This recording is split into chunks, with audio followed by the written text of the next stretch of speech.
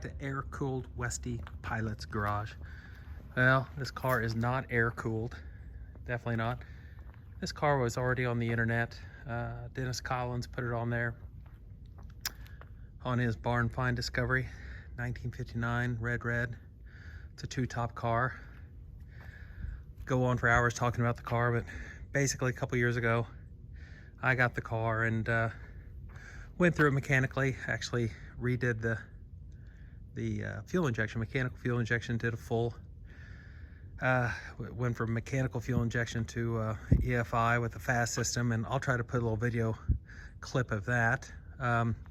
Before we started running this little 600 with a brawler, it's a small Journal 327. Motor came and it was locked up, had a set of double hump heads on it and a vent valve and some things like that. So I sourced a 327 crank. It was ordered a 327 block, had a 283 crank in it. So we just went through everything, rods, mains, had all the machine work done, bored 30, crank balanced. See what else we did. I think we're 1010 on the mains. New cam, a little bit bigger cam than stock, obviously. Everyone always over cams these things, but yeah, so that's what we're going to do today. We're getting it out of hibernation. I'm going to try to get this video uploaded and edited. If you're interested in this car and everything we did to it, you can go to 1959 Fred Red on Instagram. But hopefully I'll get this video up before my birthday, and we're going to go through the gears.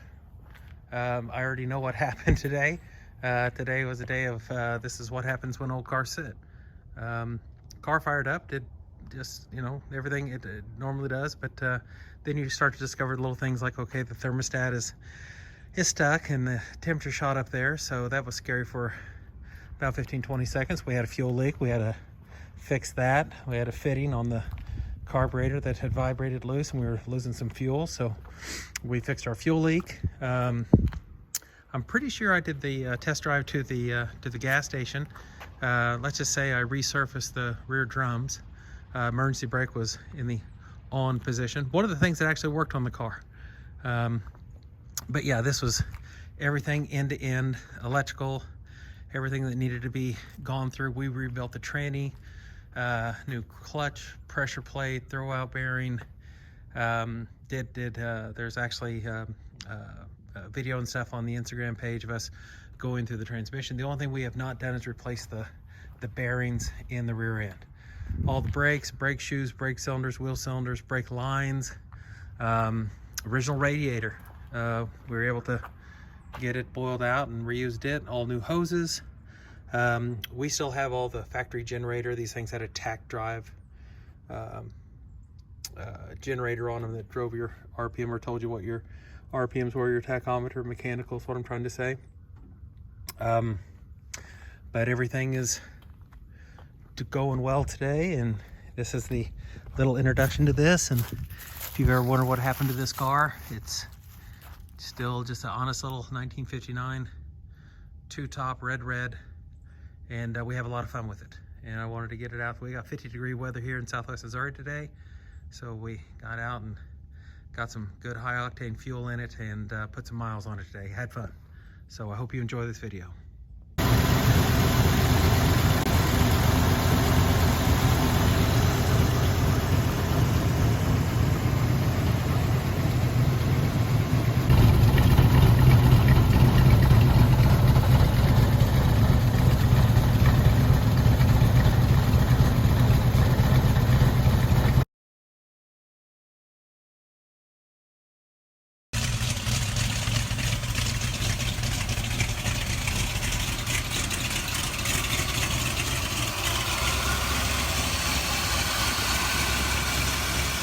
Suspension work and shocks and brakes, brake pads, lining, steering box, transmission, rear end. How much? Only 4,800.